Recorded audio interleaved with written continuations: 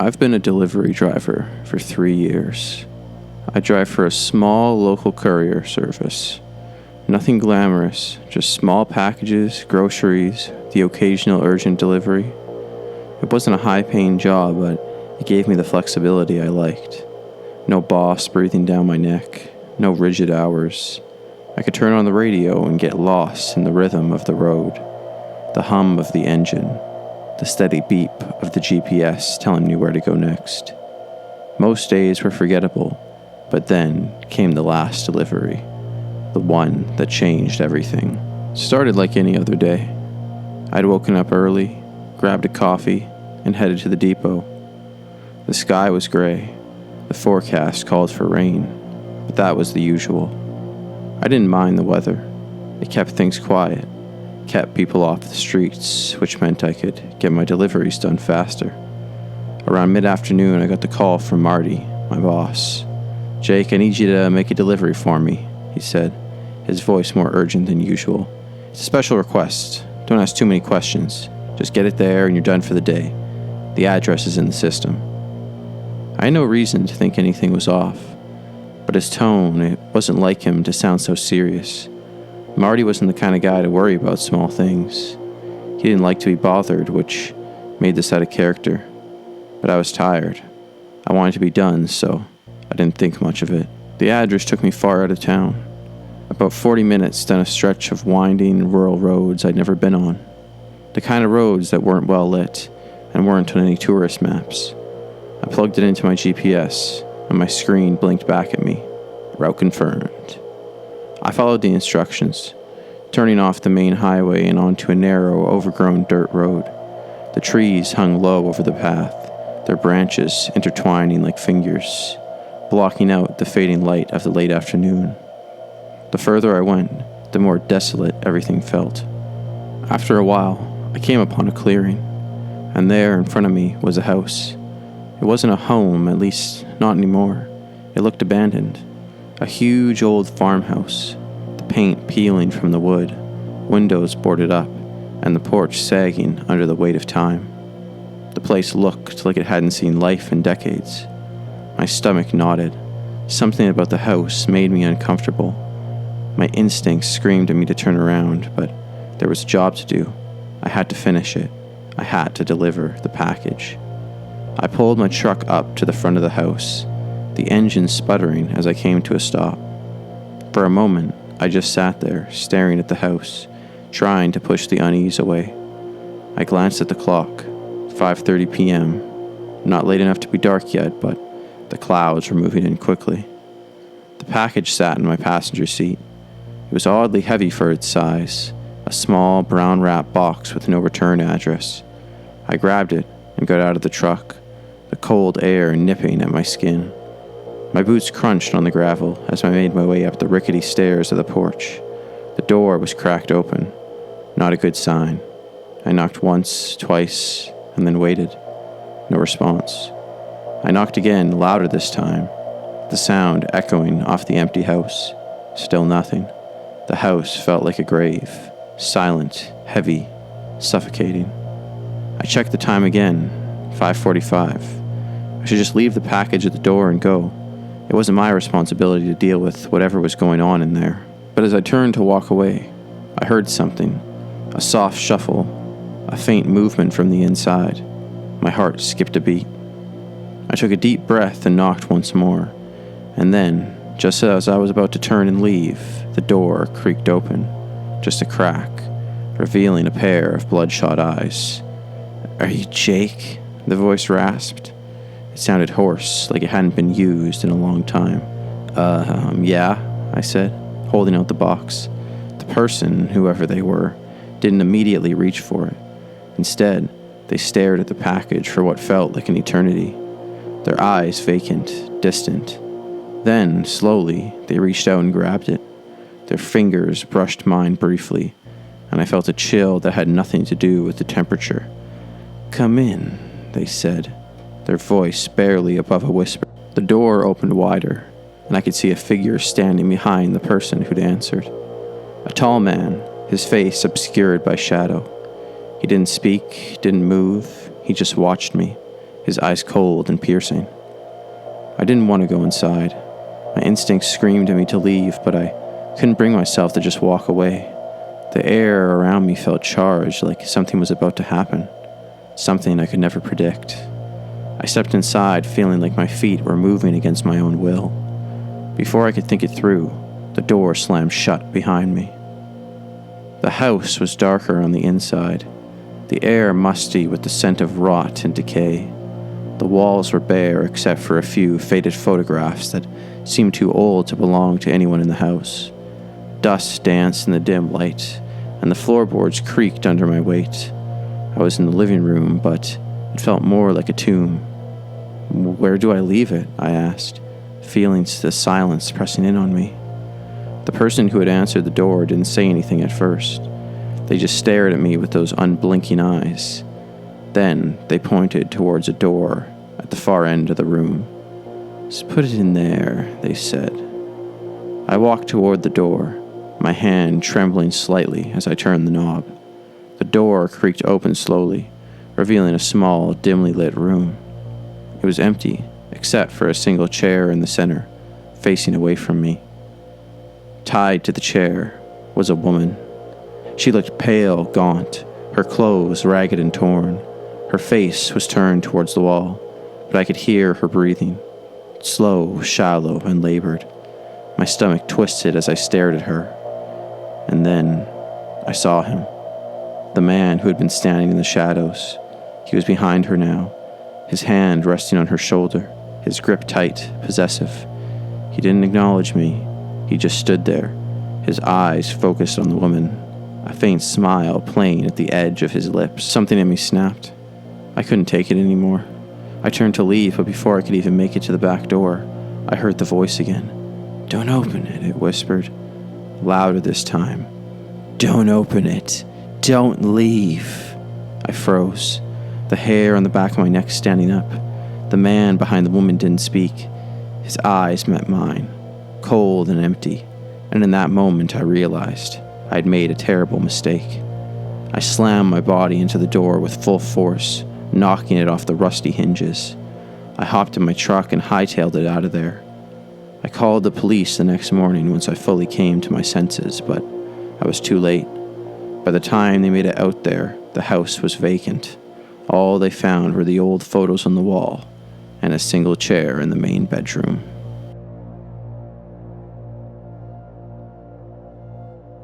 I never thought a simple delivery job could lead to something like this. I've been a delivery driver for almost 5 years now, and most of the time it's pretty boring. I drive from point A to point B, drop off packages, and keep moving. Occasionally there's a weird address or I get lost, but it's all part of the job. It's routine, right? But then there was this one night that changed everything. It started off like any other delivery shift. It was late in the evening and I was working the graveyard shift, trying to knock out the last few packages. I didn't mind the night shifts. They were quieter, less traffic, and I could get everything done faster. My truck was loaded with packages for the suburbs on the outskirts of the city. Nothing too strange, the usual mix of orders, some to apartment buildings, others to houses on winding streets. By the time the end of the night came around, I was tired, but not overly so. My shift was almost over, and I was looking forward to heading home, but then came the last delivery of the night. It was a house on the edge of town. The GPS had routed me through a dark, narrow road, one that I hadn't taken before. The kind of road that disappears into trees and shadows with just enough light from my headlights to see a few feet ahead. I had to pass a few turns and take a couple of hills, and soon the houses became more spaced out. It felt almost like driving through an abandoned area. There's no one around, not a car in sight. Wasn't even sure if I was in the right place. The house was the last one on the road, standing alone in the dark, barely visible under the canopy of trees. It was large, 2 stories, with an old, faded paint job. The lawn was overgrown and the windows were dark. The whole place had an eerie vibe, like it had been untouched for years. The only thing that stood out was a lone porch light above the front door. As I pulled into the driveway, I felt a strange unease settle in my stomach. Something about this house didn't sit right with me. Maybe it was the isolation or the fact I hadn't seen a single person since I entered the area. But I was just there to do my job, so I pushed those thoughts aside. I grabbed the package from the back of my truck and made my way to the front door. I knocked, no answer. Knocked again, louder this time, and still nothing. My fingers ran over the doorbell, but the house stayed silent. It was strange because the delivery instructions specifically said someone would be home. I checked the address one last time to make sure I was in the right place, and everything matched up.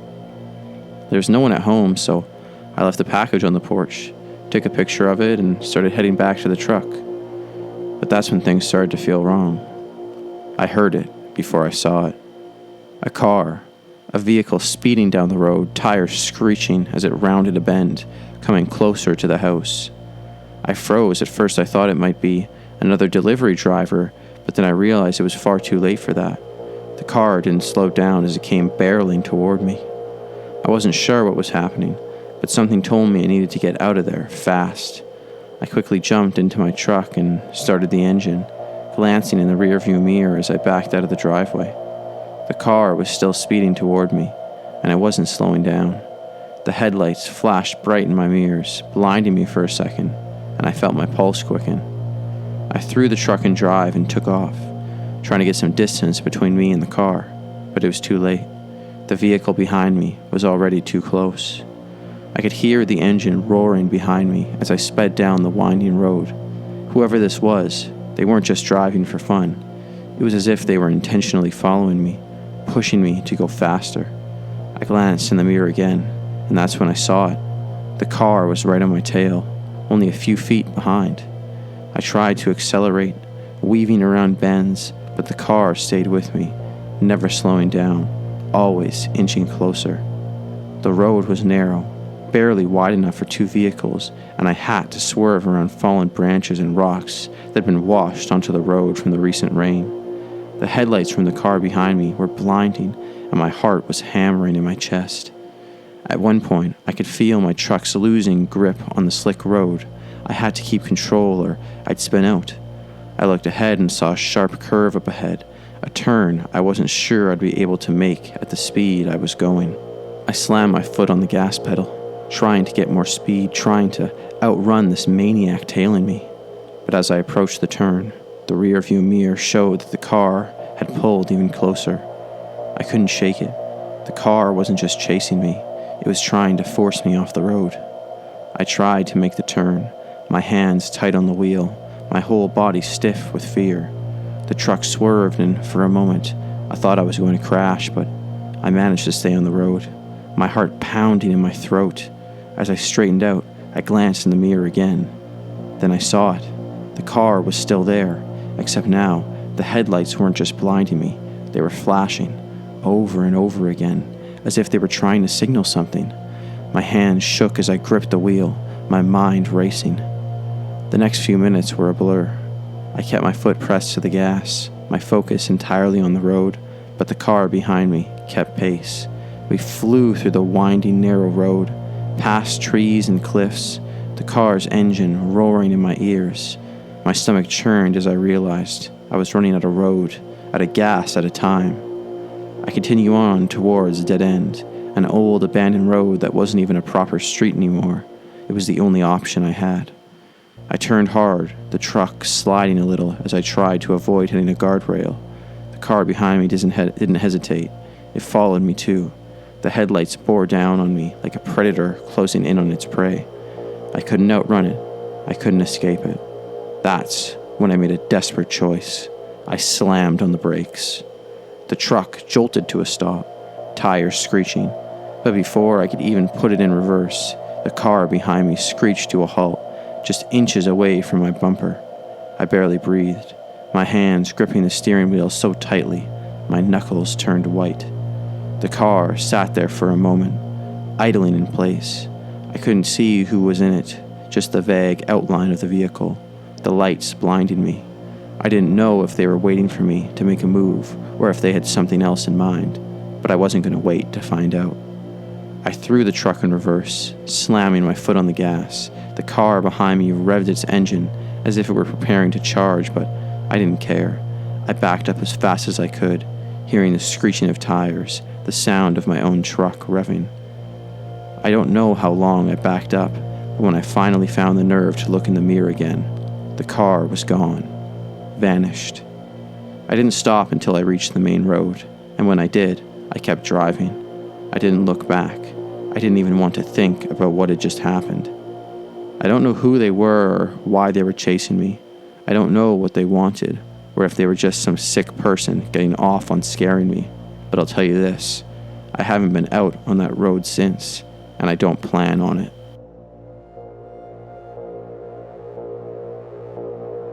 I've been delivering pizzas for a little over 5 years now. Most of the time, it's a pretty straightforward job. Get in, get out, and get paid. The streets of the city are filled with the usual late-night customers, college students ordering in after a long night of studying, families grabbing dinner, and the occasional group of rowdy drunks. But that one night, it was anything but ordinary. Started just like any other shift. Picked up my first order, medium pepperoni, and I set off on my route. It was late, well, past midnight, and the streets were quiet. A little too quiet. The weather was oddly warm for a late fall evening, with a breeze that sent a chill down your spine if you stood still for too long. Nothing out of the ordinary, though. I made my way through the neighborhoods, dodging the usual drunks on the sidewalks, and speeding past houses where the lights were flickering from some late-night binge watch or party. Then came the order. It wasn't one of the usual stops. This one was deep in a wealthy, gated neighborhood. I had to use my GPS to even find the address security entrance, and when it came up, I noticed that it was at the very end of a long, dead-end street. Something felt off about the place when I saw the security guard opening the gate and just waving me through with a big, creepy smile on his face. I've been doing this for long enough to pick up on certain vibes. There's a difference between a fun Friday night order and one where you just have a gut feeling that something's wrong. I shook it off, though. Maybe it was just the hour, maybe I was just tired, so I punched in the address and drove down that eerie street. The street itself was narrow, and there were no streetlights for a good stretch. Only the dim glow of houses hidden behind thick trees and overgrown bushes. It felt like a street you wouldn't usually visit unless you knew someone living there. My headlights barely pierced the darkness. I was a little uneasy, but I pushed that aside. I was just delivering a pizza. No big deal. I pulled up to the house. It looked wrong. It was large, but it had this worn-down, unkempt look to it, like it hadn't been lived in for many years. The lawn was overgrown, with weeds creaking up through the cracks in the driveway, and the windows were either dark or had creepy drawn curtains. It looked like a place had been forgotten. And, to be honest, I was terrified, but I had a job to do. I parked the car, grabbed the pizza, and approached the front door. The moment I stepped onto the porch, I heard music, a loud thumping bass coming from inside.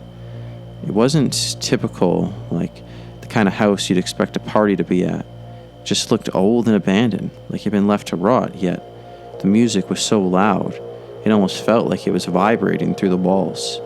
I knocked, nothing. Rang the doorbell, and no answer. I stood there for a moment, wondering if maybe I had the wrong house, but the door was open, just a crack. I could see the faintest light inside flickering like a firefly, and hear the muffled voices of people talking. The more I listened, though, the more I realized something was off about their tone. It wasn't just a normal party. There was an eerie, almost dissonant quality to it, like the laughter was too harsh, the voices too low and strange. I knocked again. This time, I pushed the door open slightly. "Hello?" I called out, my voice barely carrying over the music. "Pizza delivery." Suddenly, I heard footsteps. A man appeared in the doorway. He was tall, with pale skin and dark eyes, dressed in an old, wrinkled suit. His hair was slicked back and his smile was wide. It was a smile that made my skin crawl, like He was either too happy or something was deeply wrong with him. "Ah, yes, the pizza. Come in," he said, motioning for me to enter.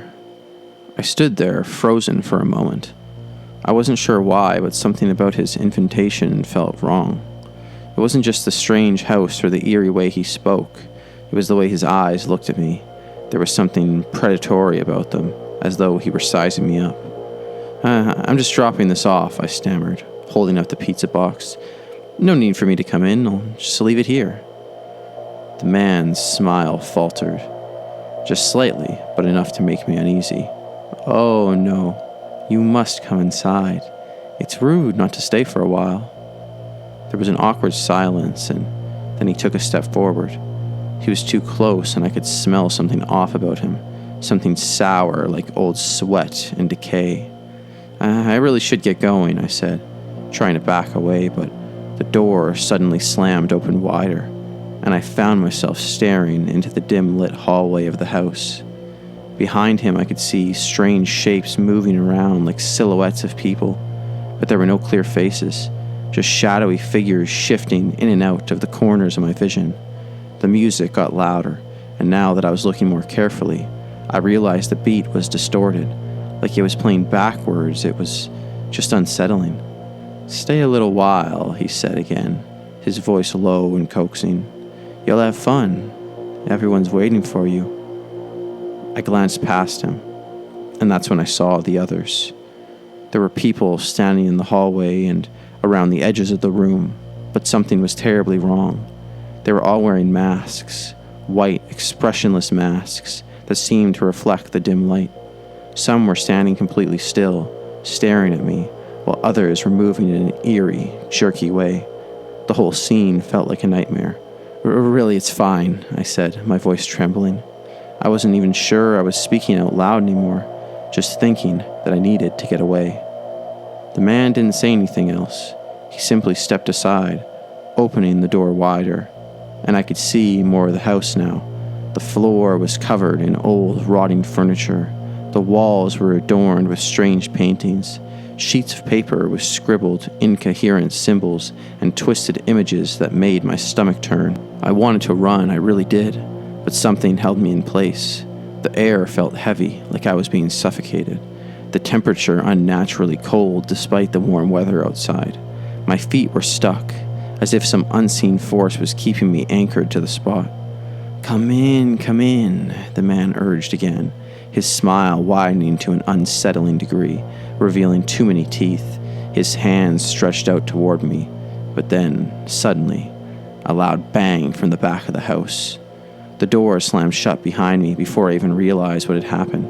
The music stopped, the entire atmosphere shifted, and it was like the air around me grew thick with tension. For a second, there was nothing but the faint sounds of muffled whispers. Then the lights flickered again. A cold rush of adrenaline surged through me, and I snapped out of my trance. I turned toward the door, my heart racing. I couldn't be here. I didn't know what was happening, but I had to get out. I ran. I bolted for the door. The man's voice called out after me, but I didn't stop. I didn't care. I threw the door open with as much force as I could muster, the cold night air hitting me as I sprinted back toward my car, feeling as though something was right behind me. But I didn't look back. I didn't stop until I was driving away, my hands shaking on the wheel, my breath ragged. The whole experience felt surreal, like something I couldn't fully grasp. Was it a prank, some twisted game, or had I stumbled into something I wasn't meant to see? To this day, I still don't know who these people were or what that place really was. I tried to look up the address the next day, but there was no listing. The house didn't exist in any of the records. It was as if the place had been wiped off the map entirely. I haven't delivered to that street since, and honestly, I don't think I ever will. I don't know if I'll ever figure out what happened that night, but there's one thing I do know. I was never meant to see that party. Whatever it was meant to stay hidden, and now I can't escape the feeling that they're still out there, waiting for someone else to wander into their twisted little world.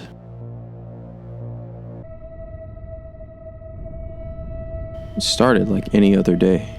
My phone buzzed with another order. The usual, a local fast food chain, a 10-minute drive, and a few bucks in my pocket. I was getting tired of the routine, but the thing about being a delivery driver is that you don't need a lot to get by. Just a few jobs, a couple of tips, and maybe a nice evening to yourself, if you're lucky. But something happened on that day. Something that changed everything. I don't know why I did it. Maybe it was the weight of all the bills stacking up in my apartment, or the endless hours spent behind the wheel, waiting for a break. Whatever the reason, I made a decision. Just one small change in how I did things, and it would make all the difference. I saw the order come in, a delivery to a big, expensive house on the outskirts of town. The kind of place you'd expect to find a millionaire or someone with too much time on their hands. The order was placed under a different name, an unfamiliar one. I checked the address.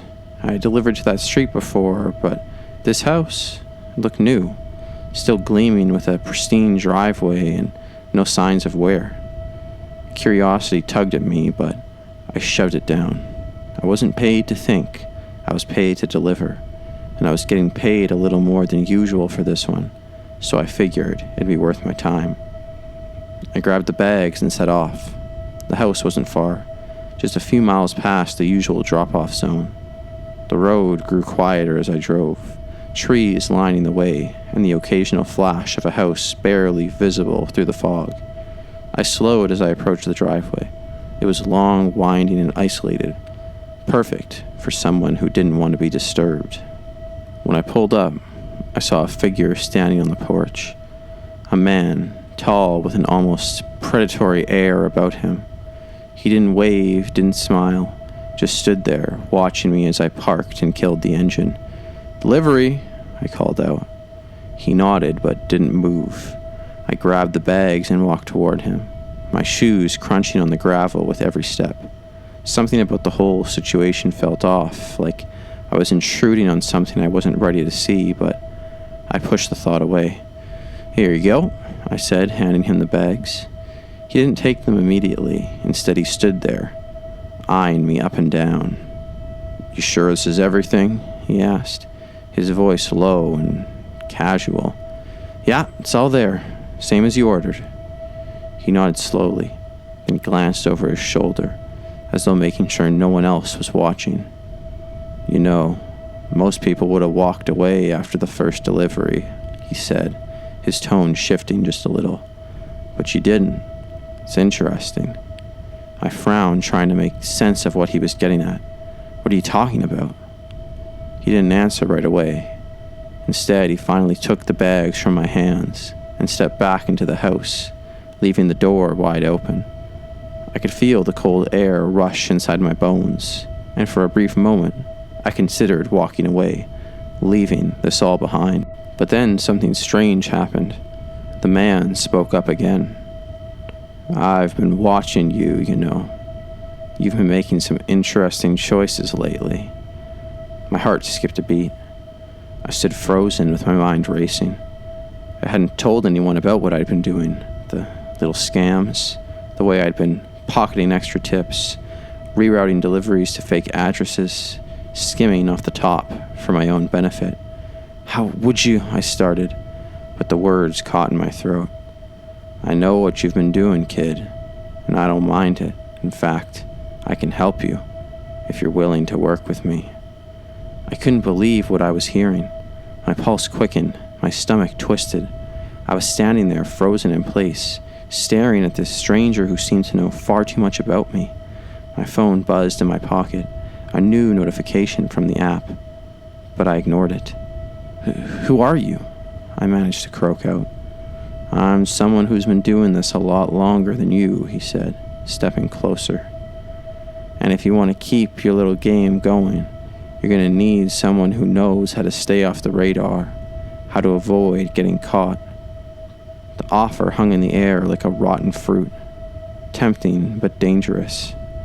I didn't know why I didn't walk away then. Maybe I was just tired of struggling. Maybe I was too deep into the scam to back out now. But I nodded. "I'm listening," I said. He smiled a slow, again, almost predatory smile. Good. You're gonna make a lot of money, kid, but you're gonna need to follow the rules. The first rule, no one can know. A few weeks passed. My deliveries became less about getting the food to the customer and more about taking the long way to pocket a little extra. I was getting tips that didn't make sense, bigger payments than usual, fake addresses, phantom deliveries, orders that I'd marked as delivered but never actually dropped off. I didn't even care about the food anymore. It was all about the game. Then came the second delivery. The address was the same, but this time it wasn't a large house. It was a dingy apartment in the middle of a rundown part of town.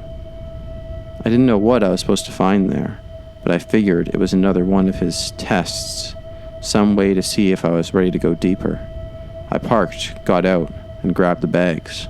This time, the man didn't greet me on the porch. Instead, I knocked, my heart pounding in my chest. The door creaked open. But when I saw the face behind it, it wasn't the man I'd met before. It was a woman. She wasn't smiling.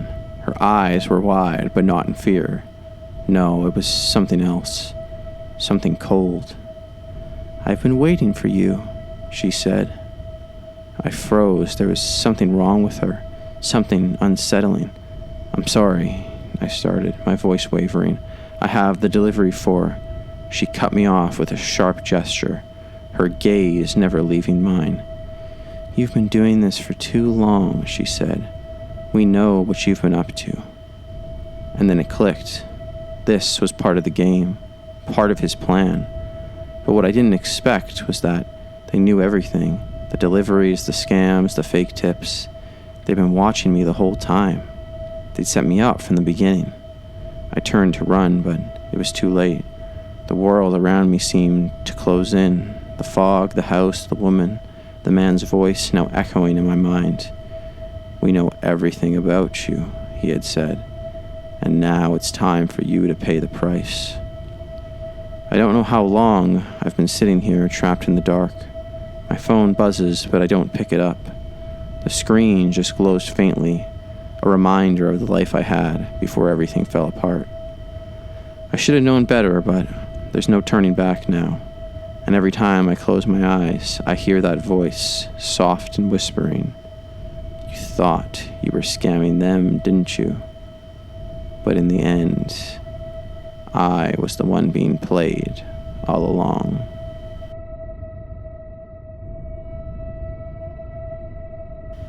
I've been a delivery driver for a full year now. I'm not proud of it, but it's a job, and a job's a job. Early mornings, late nights, endless hours on the road with nothing but the hum of my engine and the occasional beep from my phone to break the silence. The pay isn't great, but it's enough to cover rent and bills. Barely. The night started like any other. My phone buzzed with a new order. A late-night pizza delivery to an unfamiliar part of town. Lucky me. Usually I'd think twice about heading into sketchy areas after dark, but the order was a big one. Extra large pizzas, wings, sodas. The kind of order that meant a decent tip if I could get it there quickly. I checked the address. It was in an older area of town, one of those neighborhoods where the street lights flicker and the houses seem too close together, like they're all crowded around watching you. It wasn't the worst part of town, but it wasn't a place you'd want to linger in either. I shrugged it off. It was a delivery and nothing more. I had a job to do. I took the order, threw it in the back seat, and hit the road. As I drove, I could feel the weight of the night settling around me. The streets were empty, except for the occasional car or someone stumbling home from a bar. My headlights cut through the fog that had started to creep in, making everything look more ominous than usual.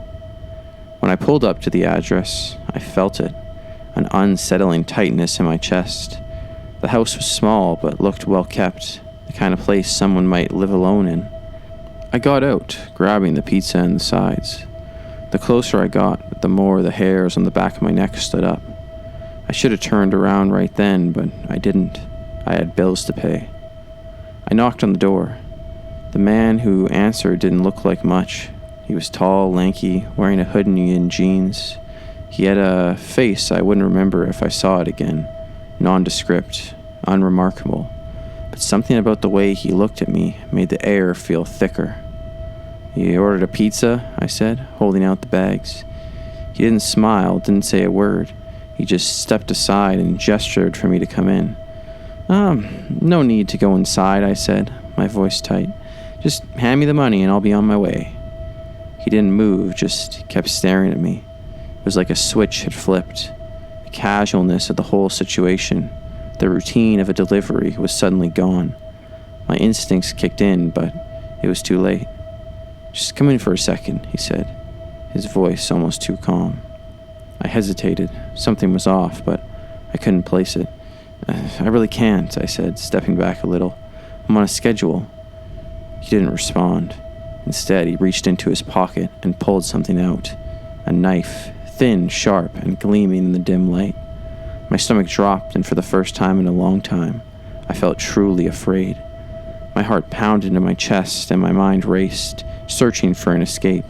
Any escape. "Listen, man," I started, but my voice cracked. "I don't want any trouble. Just take the food and go. I'll go." He smiled then. A cold, empty smile. "Oh, you'll go, but not yet." Before I could react, he grabbed my arm, twisting it behind my back with surprising strength. The pain shot through me, and I yelped in surprise. He pulled me inside the house, kicking the door shut behind us. "Don't make this harder than it needs to be," he said, his breath hot on my ear.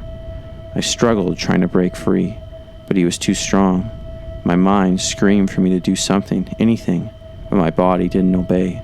I was too shocked, too paralyzed by the realization of what was happening. This wasn't just a robbery. It wasn't a random encounter. It was a setup, and I was walking right into it. I felt the cold metal against my side. "Wallet, phone, now," he ordered. I swallowed hard, fumbling for my wallet. My hands were shaking, but I managed to pull it from my pocket, along with my phone. I handed them over, the weight of the situation sinking in with every passing second. He looked at the phone, swiping through the screen with casual indifference. "No one's coming for you," he said, almost as if he was talking to himself. "No one even knows you're here. You're alone. You're mine."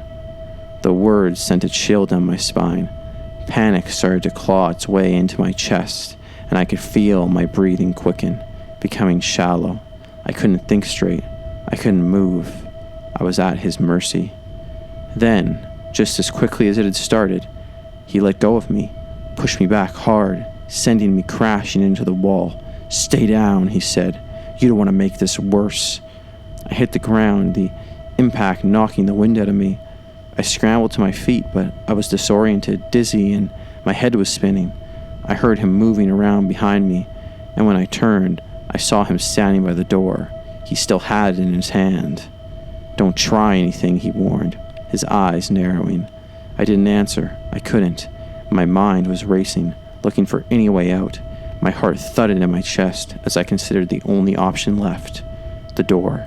He was way too focused on the knife, too sure that I wouldn't dare move. He didn't see me inching toward the door. My feet barely made a sound as I tiptoed across the floor, praying that the floorboards wouldn't creak under my weight. I reached the door, and just as I went to turn the handle, I heard him laugh. "You think you're getting away?"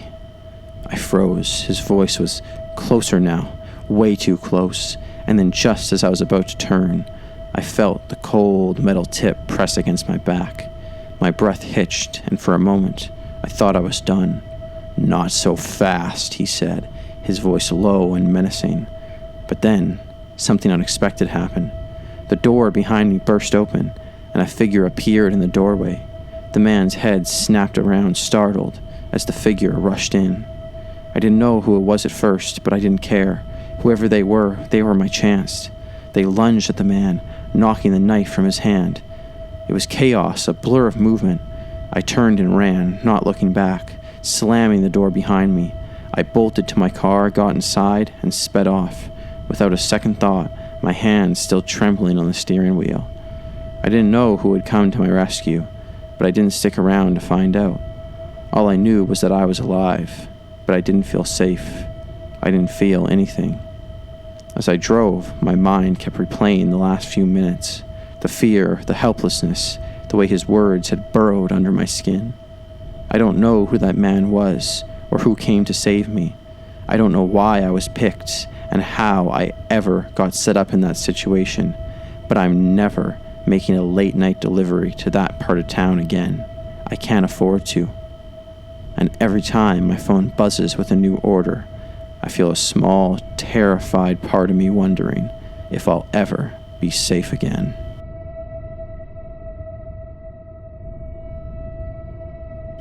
It was supposed to be just another delivery, a simple drop-off to a house in the middle of nowhere. I had no reason to be on edge, but the moment I pulled up to the address, I knew something wasn't right. I always checked the route before heading out, and this house, it wasn't on any regular street, just some forgotten corner of the map, the kind of place you only see in horror movies. A long, winding dirt road driveway led up to a crumbling house, its windows dark and vacant. No one had been there in years, I thought. The address was strange, too.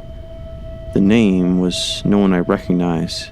It wasn't even listed in our system as a regular or previous customer. I shook it off. Maybe there were new clients. Maybe they didn't update their information. The thought of getting back to the warmth of my truck after a long shift pushed the hesitation aside. I grabbed the box, light with no weight to it at all, and made my way to the door. The first thing I noticed was the silence.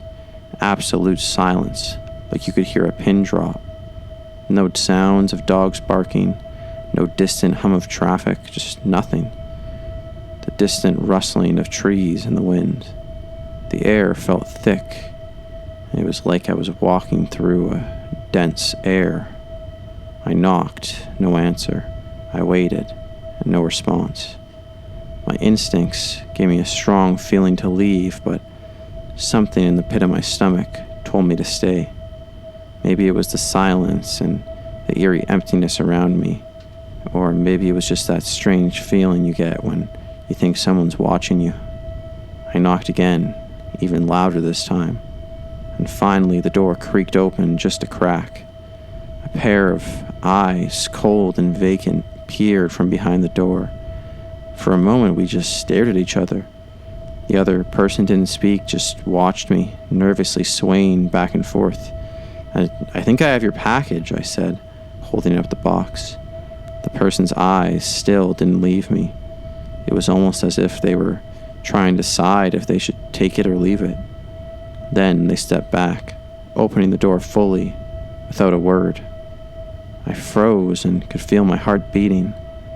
But I was a delivery driver, and my job was to drop off packages, not question the people I delivered to. I swallowed the unease gnawing at me and stepped inside, the door clicking shut behind me with a sound that echoed through the entire home. The inside of the home was much darker than I could have expected. It was a suffocating dimness, and the furniture looked worn down, the whole place smelling like mildew and forgotten food. The person who I could now see was an older man, his face gaunt and pale.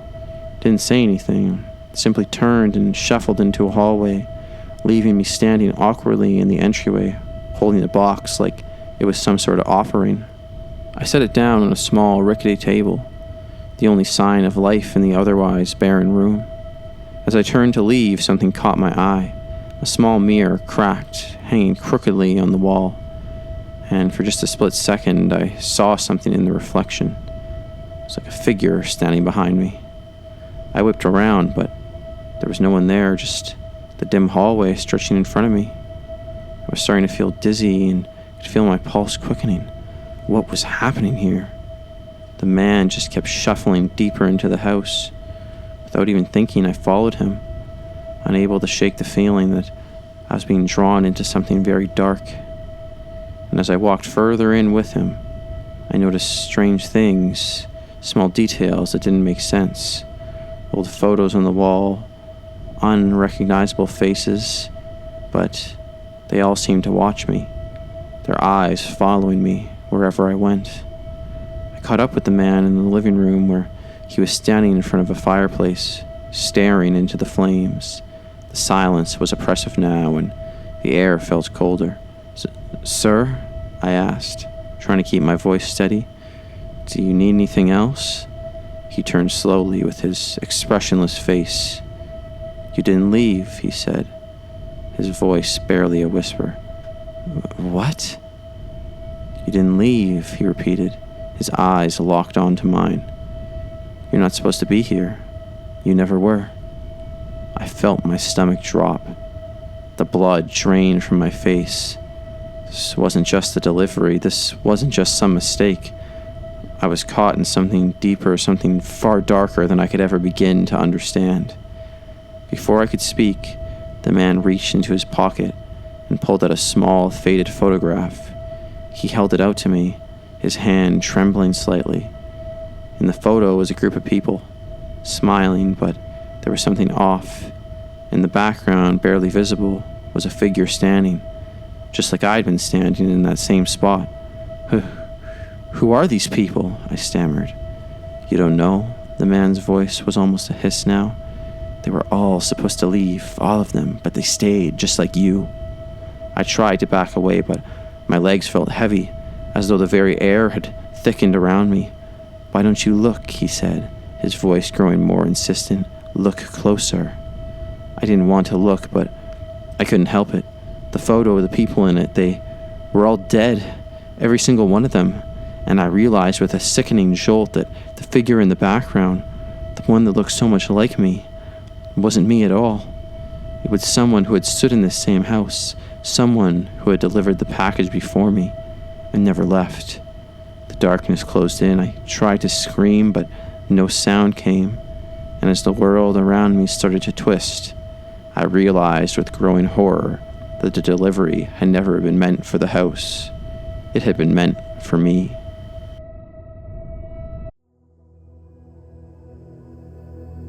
It started like any other delivery on any regular old day. I've been driving for hours, the endless roads stretching in front of me, the hum of my truck's engine, a comforting background noise. It was a quiet, late-night shift, nothing out of the ordinary. My orders were simple: deliver, get paid, go home. The address had been flagged as urgent. I rushed delivery to a house just outside the city, a place tucked deep into the woods where no one went unless they had to. No contact number, just an address and a brief note. Leave on porch, no signature required. That should have been my first warning. I pulled up to the house just after midnight, the headlights of my truck illuminating a weathered old Victorian-style mansion. Its windows were dark and the place had an eerie, decaying aura to it, like it hadn't seen life in years. The trees around it seemed to press in close, like they were hiding the house from prying eyes. I glanced at the package in my passenger seat. It wasn't big, but it was heavy, about the size of a small suitcase. The label was typed out in cold, sterile text. No return address, no details, other than the recipient's name. A shiver ran down my spine. I told myself it was just nerves. I'd delivered to isolated places before, but something about this one felt wrong. I shook off the feeling and got out of the truck. The night air was thick, heavy with the scent of earth and damp wood. There was a faint creaking from somewhere behind the house, maybe an old porch swing or a loose board in the attic. I told myself it was nothing to worry about. I made my way to the front porch, the stairs creaking beneath my boots. The porch light flickered as I set the package down, my eyes scanning the windows. Nothing, no movement, no sound, just silence, thick and suffocating. But that's when I heard it, a faint rustling behind me. I whipped around, my heart hammering in my chest. Nothing. I stood there for a moment, waiting, listening. The silence stretched on, thickening around me. My instincts were telling me to leave, to get back in the truck and drive off, never look back. But before I could take another step, I heard the unmistakable sound of a door opening behind me. "Hey!" A voice, gruff and deep, shouted. I spun around, my hand instinctively reaching for the small stun gun I kept in my pocket just in case. A man stood in the doorway, his figure partially shadowed by the dim porch light. He was tall, wide-shouldered, wearing a jacket that looked like it had seen better days. His face was hard to read, shadowed, but there was something in his eyes, something cold. "Who are you?" I asked, trying to keep my voice steady. He didn't answer right away. Instead, he stepped forward, his movements quick and aggressive. "What are you doing here?" he demanded, his voice still low and now threatening. I've got a package," I stammered. He didn't seem to care about the package. His eyes were fixed on me with a strange intensity, and that's when I noticed it, the glint of something metallic in his hand, hidden in the shadow of his coat. I took a step back, my pulse racing. "What's in the box?" he asked, his tone shifting. Now it was sharp and desperate. I don't know," I said quickly, holding out my hands. "I just deliver them, I don't open them." He stared at me for a moment, his gaze calculating. I could see the madness creeping in behind his eyes. Something was very wrong here. Before I could react, he lunged at me. Instinct kicked in and I dodged to the side, but not fast enough. His hand grabbed the collar of my jacket and he yanked me forward, pulling me off balance. Panic flooded my system. I struggled against his grip, my heart pounding in my throat. "What are you doing?" I yelled, but he didn't answer.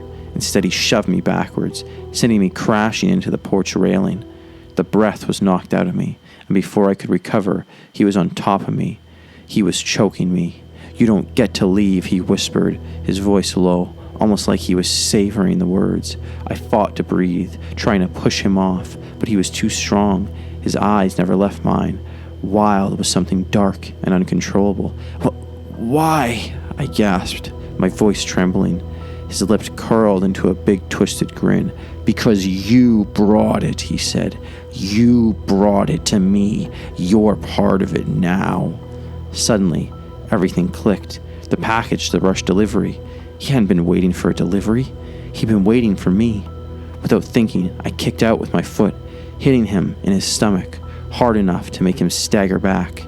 Momentarily, he lost his grip, and I seized the chance, pushing him off me and scrambling to my feet. "You're not going anywhere," he snarled. The realization hit me like a punch to the gut. I wasn't just delivering a package. I was delivering myself into this. There was no escape. The man was a part of it, the house, the package. I turned and bolted, running with everything I had. I didn't know where I was going. I just had to get away. I could hear him chasing me, his footsteps pounding behind me, faster and closer. My breath came in ragged gasps. I dared to glance over my shoulder. I could see the outline of him in the shadows, knife gleaming in his hand. I knew there was no escape, not from something like this. As the woods swallowed me whole, I could feel the weight of the package, the weight of my mistake, pressing down on me. The house loomed behind me, and I knew that this wasn't the end. The man wasn't going to let me go, and neither was the package. I was already part of something far darker than I could ever understand, and there was no going back.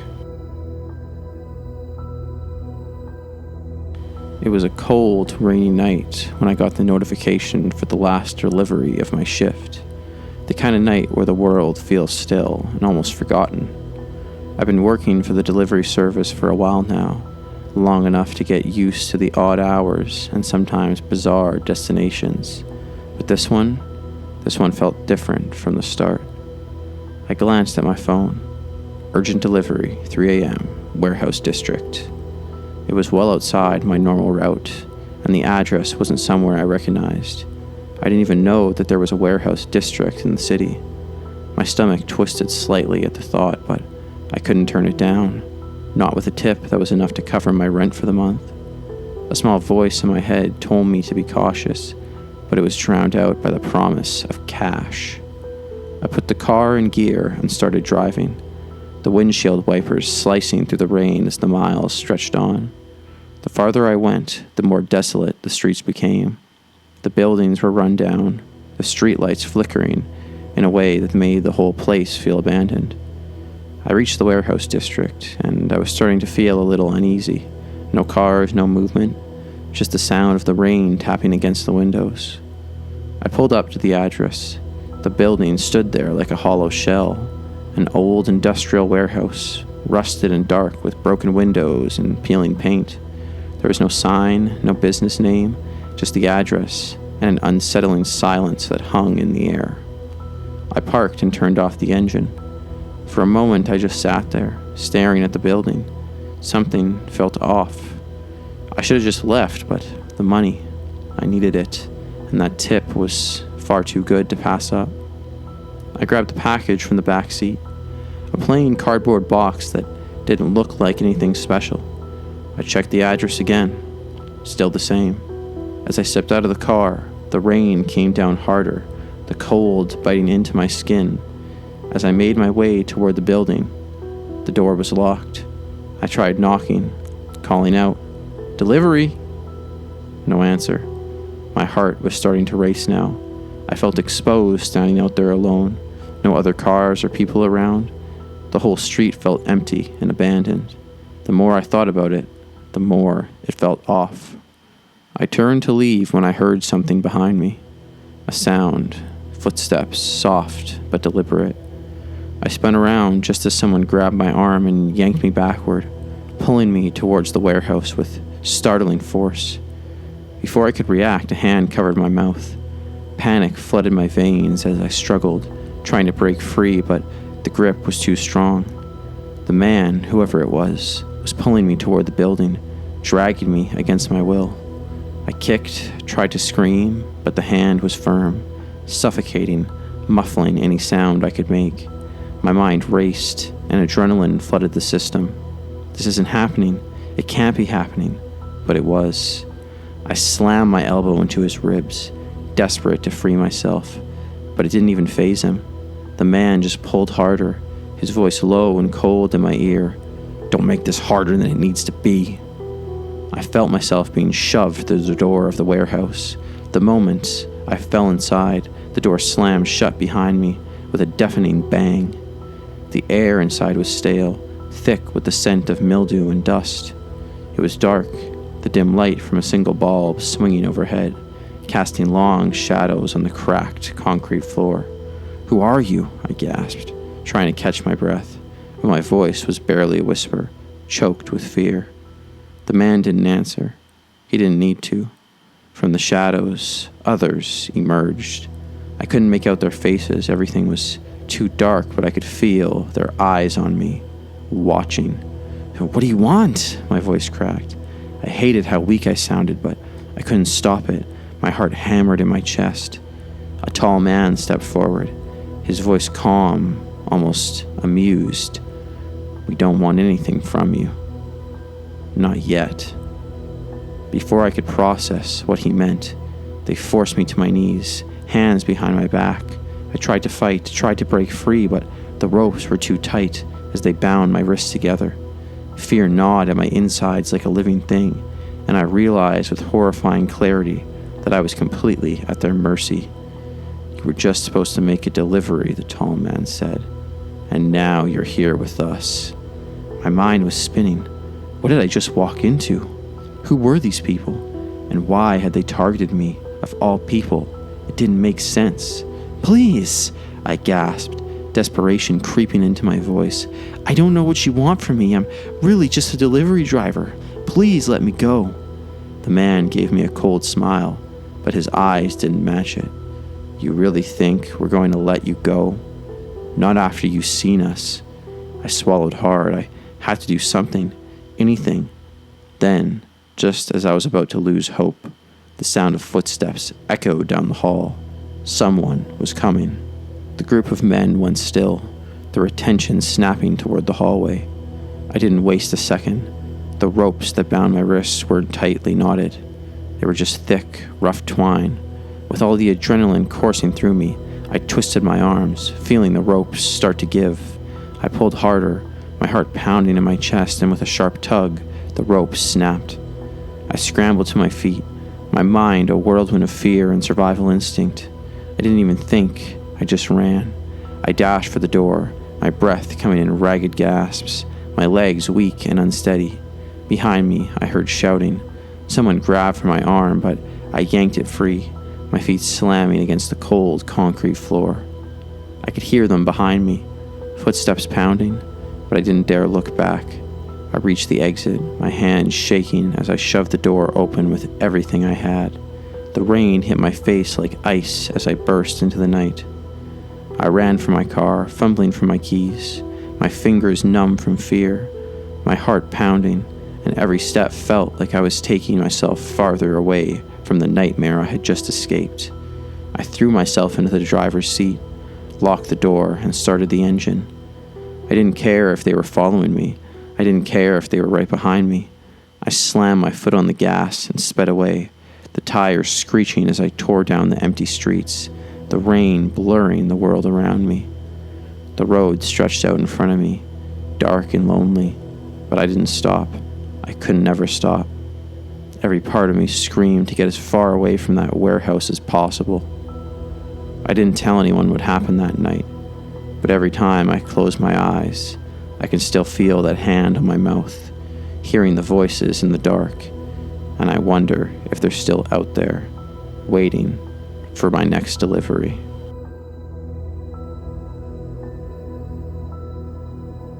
I had just finished my shift, and I was driving home. The weight of the day's delivery was starting to ease off my shoulders. The sun had already set, and the roads were mostly empty, except for the occasional car speeding by.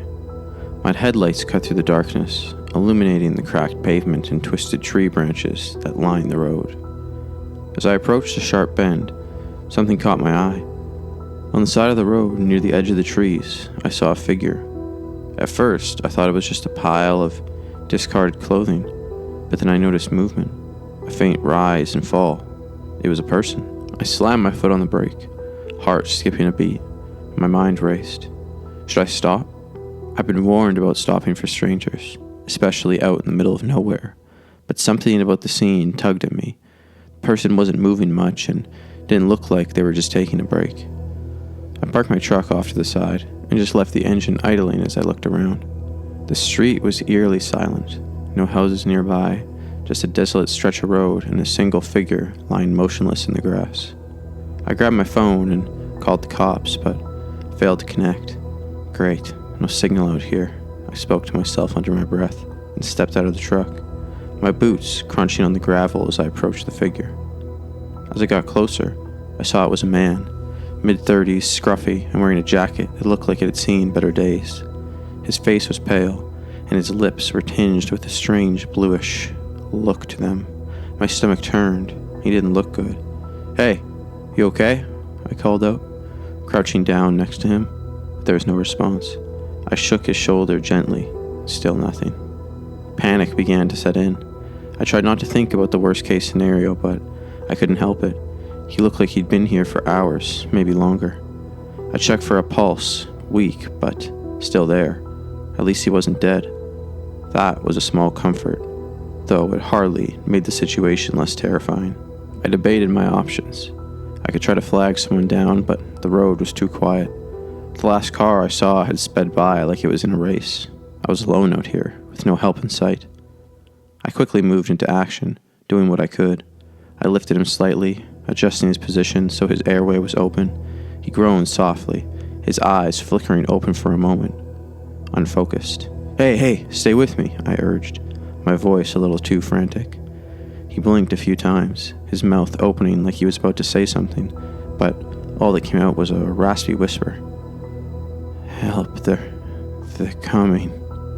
His words sent a chill down my spine. "Who's coming?" I asked, but he was already slipping back into unconsciousness. I took off my jacket and laid it over him as best as I could. Then I ran back to my truck to grab a blanket from the back. When I returned, his breathing was shallow, and his skin was colder than before. I had to act fast. I pulled out my phone again, desperate to get a signal, but still nothing. As I knelt by his side, I heard a distant sound, faint but growing louder. Tires on gravel. My heart skipped a beat again. I looked down the road, and in the distance, I saw headlights approaching. Relief flooded through me at first. Someone was coming, I jumped to my feet, waving my arms frantically, trying to catch their attention. But as the headlights drew closer, something wasn't right. The car was moving too fast, way too fast for this stretch of road. It seemed to barrel towards me, like it wasn't planning on stopping. I froze, my stomach twisting in dread. The car came closer and closer, and just as I was about to move out of the way, it veered off the road, almost as if it was aiming directly at me. My heart slammed in my chest, and I dove for cover, landing hard in the gravel.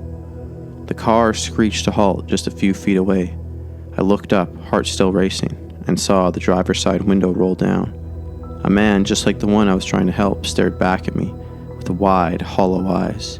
"Shouldn't have stopped," he said, his voice barely audible over the hum of the engine. There was something off about him. His face was pale, his lips dark, like he'd been lost in the cold for too long. Before I could say anything, he slammed the car into reverse and sped off into the night, leaving only a trail of dust and the eerie sound of his tires spinning in my ears. I stayed frozen for a moment, too shaken to move, then quickly turned back to the man lying on the ground. But when I knelt down to check on him again, my blood ran cold. His eyes were wide open, staring at me. He was gone. I didn't know what happened out there or who that person in the car was, but I haven't been able to forget the look in his eyes, the way he said, "You shouldn't have stopped." It's been weeks, and that warning echoes in my mind every time I drive past that stretch of road. I don't stop anymore, not for anyone or anything. I never thought a delivery job could lead me into something like this. Most of my days were spent driving from one nondescript address to the next, delivering packages, getting signatures, and occasionally chatting with a confused customer about where their package was. But one late afternoon in early autumn, I found myself on a detour that would change everything I thought I knew about the world. I've been working the late shift, the kind where you're already tired, but there's still a few more stops before you can call it a day. The sun was starting to set, casting long, eerie shadows across the roads. I had just finished a delivery to a rural farmhouse when the GPS on my truck told me to take a left turn onto a small, unpaved road that I didn't recognize. It wasn't unusual to get rerouted through back roads, especially when a GPS system gets confused by a map that's a decade old. But this one felt different. The area around me was desolate. No houses, no shops, just the occasional farm building off in the distance. The further I went down the road, the more isolated it became. Tall, dense trees leaned over the dirt path like they were trying to swallow it up. The only sound was the hum of my truck's engine and the occasional rustle of leaves. The GPS pinged once more, instructing me to take another turn. But as I looked up, a figure caught my eye. She was standing in the middle of the road, her hands outstretched like she was asking for help. The way she was positioned, framed by the setting sun, almost looked surreal, like something out of a bad dream. My heart skipped a beat as I slammed on the brakes. This was not a place where you'd expect to see anyone, let alone someone standing there, all alone, especially at this time of night. I rolled down the window, keeping a safe distance. "Hey, you okay?" I asked, my voice barely audible over the loud engine. The woman's face was pale, her clothes torn and dirty as if she'd been running for hours, maybe days. Her hair was matted and tangled, wild in the wind. She looked like she hadn't eaten or slept properly for a while, but there was something in her eyes, fear, desperation, that made my blood run cold. "Please," she rasped, her voice cracking. "You have to help me, they're coming." I frowned, my mind racing. "Who's coming? Are you in trouble? What happened?" She glanced nervously over her shoulder, then leaned in closer, her breath shallow. A cult. They're after me. I escaped. Please, I need to get away." She began to tremble, her hands shaking as she reached out to me. "You have to take me somewhere, anywhere. Please, I can't go back." My mind went into overdrive. A cult? What was she talking about? There was no sign of a car or anyone else around. No obvious threat, at least not that I could see, but the look in her eyes was enough to convince me that she wasn't lying. Whatever was chasing her, whatever she had escaped from, it was real. All right, I said, trying to stay calm. "Get in, I'll take you somewhere safe." She didn't hesitate. She opened the passenger door and scrambled inside. her movements frantic, as though she feared being seen. She slammed the door shut behind her, and I immediately hit the gas, trying to put as much distance between us and wherever she'd come from. We drove in silence for a few minutes, her body trembling beside me as I navigated the winding road. I glanced over at her occasionally, but she was staring out the window, eyes darting nervously. She wouldn't say much more than a few whispered words, but I could tell she was barely holding herself together. Eventually, I spoke up. "What happened? How did they find you?" Her voice was barely audible when she answered, like she didn't want to speak aloud. They know where I am. They've been tracking me for days. They won't stop until they find me or until I'm back with them." I didn't know what to make of it. It just sounded so insane, but the way she spoke, the way she looked, there was a real terror in her eyes that made my stomach churn. "Who are they? What do they want?" I said. Her eyes flickered over to me for the first time since I picked her up, her face twisted in fear, her voice dropping to a whisper. "They control everything. They control you, your mind. They make you believe things that aren't real. They take everything from you. I was a part of them. I thought it was safe. I thought they were helping me." Her words tumbled out in a rush, like she needed to say it all before she lost the nerve. "But they're not. They want to take everything. They want to make you one of them. Forever." My knuckles tightened on the steering wheel. This sounded more and more like some kind of nightmare. I didn't know what to say to her, so I just kept driving, my eyes scanning the road ahead for any signs of movement. The night was closing in, and the shadows felt deeper now, heavier. Are they close?" I asked, glancing at her again. She shook her head, but I could see the panic building in her.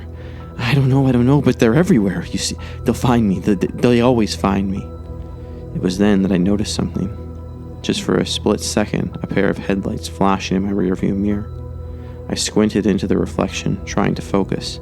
The car was far behind, but it was there, moving fast, almost like it was following us. I didn't say anything at first, but my stomach twisted. I kept my foot on the gas, trying to distance myself, but the headlights grew closer. The car was speeding up and gaining on us. "Are they after us?" I asked, my voice tight. She didn't answer at first, but when she saw the look on my face, her eyes went wide. "They're here. They found us." I hit the gas harder, the truck lurching forward as I tried to outrun the car. The headlights were blinding now, almost on top of us. I glanced at the rearview mirror again, and what I saw made my blood run cold. The car wasn't like any ordinary car. It was old and rusted, with the kind of faded paint that made it look abandoned, but it was still moving, as if driven by something unnatural. I looked over at her. "What do I do?" "Just keep driving," she whispered urgently. "Don't stop. Don't let them get you." But it was too late. As the car closed in, I could see the figures inside, several of them staring at us through the windshield with vacant eyes. They looked like they weren't even human anymore, like they'd been twisted. I made a sharp turn, trying to shake them off, but the car was still there, following us like a shadow. We were trapped. With my heart pounding, I tried to make one final move, a desperate turn onto another dirt road that forked to the left, but the truck skidded, the tires losing traction on the gravel. I gripped the wheel harder, my fingers turning white, but no matter how much I tried to push forward, it felt like we were sinking deeper into something we couldn't escape. The headlights behind us grew brighter, and the sound of the car, an engine that sounded like it was growling, came too close. The last thing I remember before everything went black. I woke up the next morning on the side of the road, thinking it was all a bad dream I experienced after pulling over to sleep on the side of the road instead of driving while fatigued and drowsy. I opened my cup holder cover to grab my sunglasses when I felt the paper tucked between the temples, a note that read, "Find us and join us before we find you and join you."